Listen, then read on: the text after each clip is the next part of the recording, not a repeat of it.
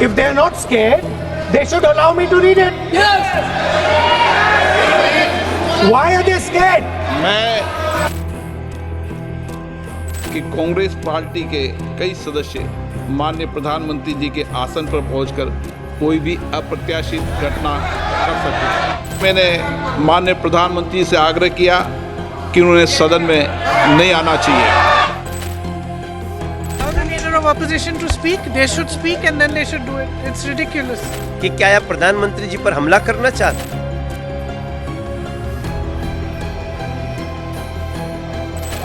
We're within a few hundred meters of our positions on the Kailash range.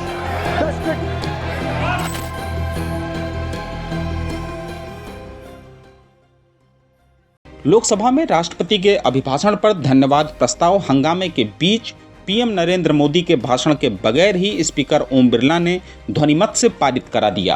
राष्ट्रपति अभिभाषण पर धन्यवाद प्रस्ताव को सभा के मतदान के लिए रखता हूं। प्रश्न ये कि राष्ट्रपति की सेवा में निम्नलिखित शब्दों में एक समावेदन प्रस्तुत किया जाए कि सत्र में समवेत लोकसभा के सदस्य राष्ट्रपति के उस अभिभाषण को जो उन्होंने 28 जनवरी 2024 को एक साथ समवेत संसद की दोनों सभाओं के समक्ष देने की कृपा की है, उनके प्रति हम अत्यंत आभारी हैं। जो सदस्य इसके पक्ष में हाँ गए, जो सदस्य विरोध में ना गए, मेरे विचार में निर्णय हाँ वालों के पक्ष हुआ, प्रस्ताव स्वीकृत हुआ। परंपरा यही है कि पीएम के भाषण के बाद ही धन्यवाद प्रस्ताव पारित होता है, लेकिन आज यानी 5 फरवरी को पीएम नरेंद्र मोदी हंगामे के कारण भाषण नहीं दे पाए।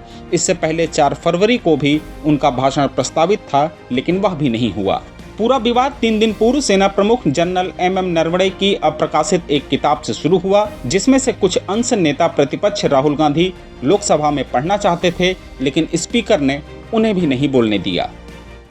And the army chief writes, and I quote from an article that is quoting his book. The tanks were within a few hundred meters of Indian positions on the Kailash range. No, sir. No, sir. No, sir. No, only started. No. He is not yielding. Sir. This is not.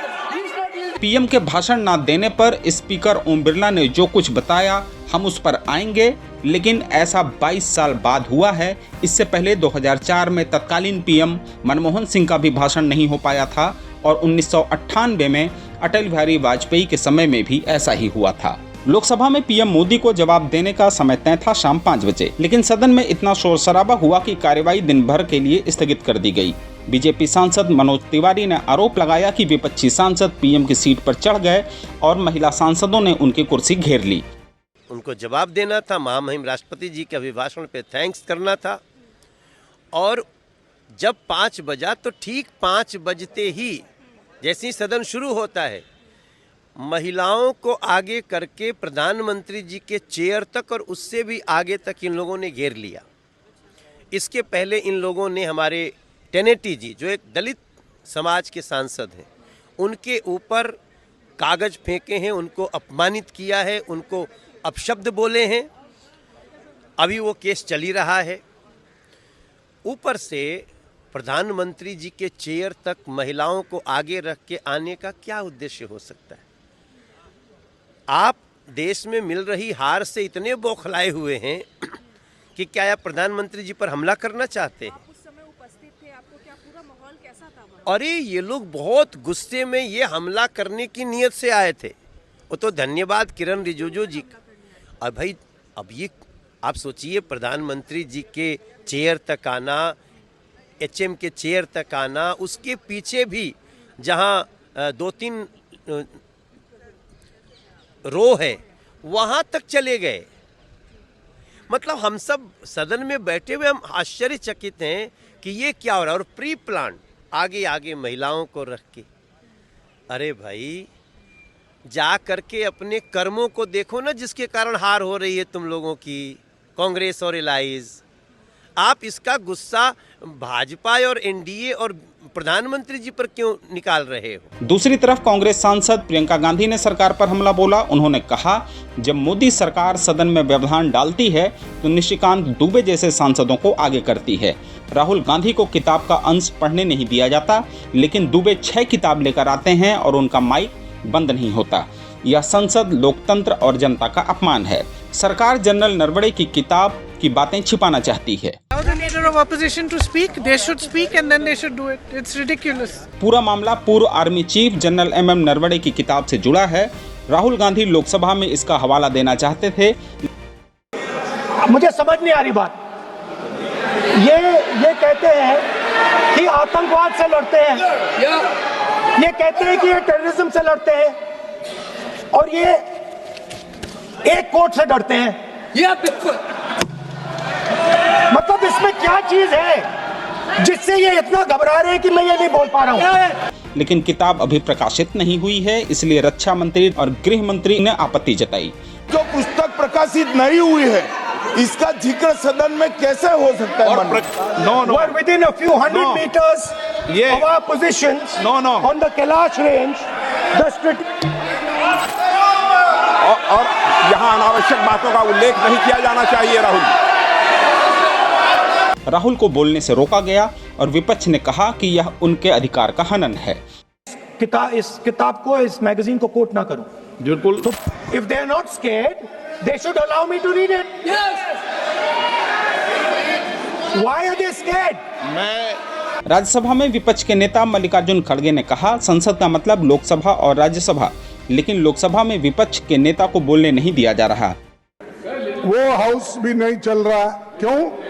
कि LOP को बोलने नहीं दे रहे। लेकिन हमारा कहना यह है कि दोनों हाउस मिलने के बाद ही पार्लियामेंट बनता है, एक हाउस से पार्लियामेंट नहीं बनता। जवाब में जेपी नड्डा ने कहा कि राज्यसभा में लोकसभा की कार्यवाही की चर्चा नहीं हो सकती। And the leader of the opposition should know that the proceedings of the Lok Sabha cannot be discussed in Rajya Sabha. And you have given ruling not once, many times. And previous chairmen have also given a ruling on it that the Lok Sabha proceedings cannot be discussed in Rajya Sabha. And so such discussion. इस सब के बीच दोपहर 3 बजे फिर से लोकसभा की कार्यवाही शुरू हुई तो स्पीकर ओम बिरला ने पीएम के न आने का कारण बताया। सुबह 11 बजे की कार्यवाही में स्पीकर के चेयर पर भी वही थे, तब उन्होंने इस पर कुछ नहीं बताया और सदन को 65 सेकंड में स्थगित कर दिया था। 3 बजे की कार्यवाही में स्पीकर ने बताया कि उनके ही आग्रह पर पीएम मोदी सदन में नहीं आए क्योंकि उनके साथ अप्रत्याशित घटना हो सकती थी। सुनिए उन्होंने क्या बताया। माननीय सदस्यगण, मुझे बड़े दुख के साथ सभा को सूचित करना है कि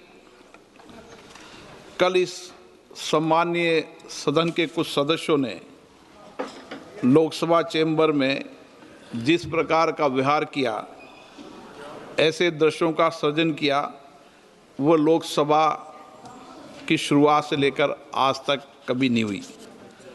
हमारे संसदीय प्रणाली में सदन के सभापति का गरिमा में स्थान हमारे संविधान में ही सर्जित किया है। आज तक इतिहास रहा है कि राजनीतिक मतभेदों को कभी भी सदन के कार्यालय तक नहीं लाया गया।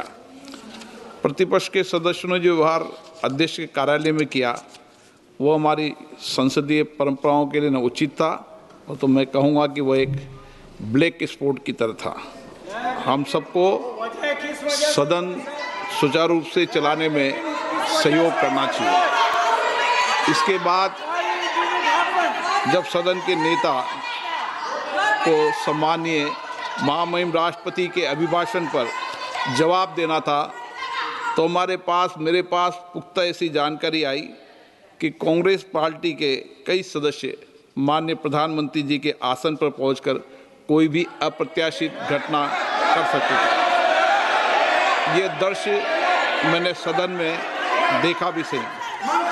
अगर ये घटना हो जाती तो ये अत्यंत अप्रिय दृश्य देश के लोकतांत्रिक परंपराओं को तार-तार कर देता। इसको टालने के लिए मैंने माननीय प्रधानमंत्री से आग्रह किया कि उन्होंने सदन में नहीं आना चाहिए, और सदन के सभापति होने के नाते मेरी जिम्मेदारी बनती थी कि सदन की उच्च परंपराओं, गरिमाओं को अक्षुण्ण बनाए रखें। सदन के नेता सदन में न बोले, ये सभा के लिए किसी प्रकार के लिए उचित नहीं है। सदन के नेता ने उपस्थित न रहकर मेरे आग्रह को मानकर सदन को अप्रिय दृश्य से बचाया। मैं माननीय प्रधानमंत्री जी को इसके लिए आभार व्यक्त करता हूं कि उन्होंने मेरे सुझाव को माना। आप पोस्टर, पंपलेट लेकर आएंगे तो सदन नहीं चलेगा। आज भी नहीं चलेगा, कल भी नहीं चलेगा। सदन की परंपराओं, गरिमा, सभागृह की गरिमा, परंपरा को रखो। कल की घटना देश ने देखी है, किस तरीके से महिला सदस्य वहां तक पहुंची है। ये कोई उचित नहीं था और ये सदन की गरिमा के अनुकूल भी नहीं था। आप सभागृह की गरिमा को गिराना चाहते हैं। आप अपनी तरफ रहें, उनकी तरफ रहें। भाषण शब्दों से आप आरोप प्रत्यारोप लगा सकते हैं, शब्दों से कोई भी बात भी कह सकते हैं, लेकिन आप इधर आसन में आकर जिस तरीके की घटना कर रहे हैं ये उचित नहीं है। सदन की कार्रवाई। देश दुनिया की रखे खबर हर रोज हर शाम कानो कान सुनते रहें द लेंस पॉडकास्ट। रहे अपडेट लेंस के साथ।